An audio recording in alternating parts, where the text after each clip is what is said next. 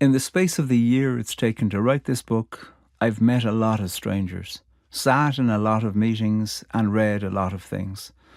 I've been alone, with friends. I've wanted to join some groups and wanted to leave some others. I've hurt. I've been hurt. I cried on a train. I burst out laughing at a text message. I panicked when someone close to me got a diagnosis, then tried to de-panic myself. I've been late because the birdsong was beautiful. I broke a bone and had a long conversation with a medic who told me I'd have been a terrible doctor. Out of the blue, someone from my past re-emerged. I've wondered about my health while worrying about the health of others. I've watched the news about Ukraine and Gaza with horror. I argued with politicians while drinking morning tea. I gave money, I gave attention, I was alert, I was lazy, I've been awake more hours than I wanted. I slept well, I slept badly, I gave gifts, I refused others. I've inhabited the homes of friends, strangers and acquaintances for months at a time, drinking from their cups, looking at their photos.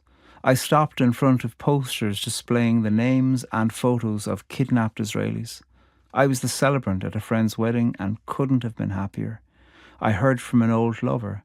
I've spoken Irish with some people, French with others, and wished I could remember the German word for world sadness. I've judged my own body and judged my curiosity about the bodies of others. I've separated and I've joined. I've feared.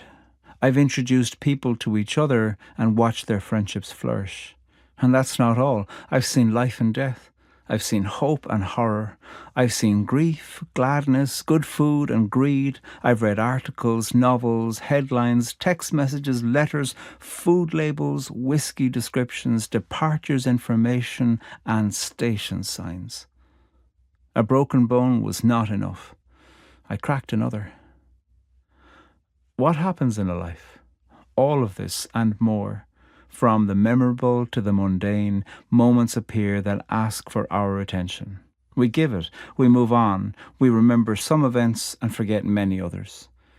The Irish word filla translates as poet, but also as seer. I'm hesitant to imagine that poets have special insight or particular powers of perception. We don't. We just work damned hard to see, remember, write, see again and write more.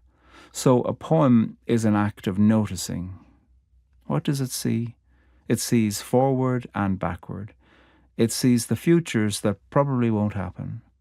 A poem understands the past has a life of its own and is both patient and impatient with lament. It can contain rage and hunger. It can protest at the state of the world and plot the low plod toward resented compromise. Poems are recipes for happiness and prayers for when no other prayers will do.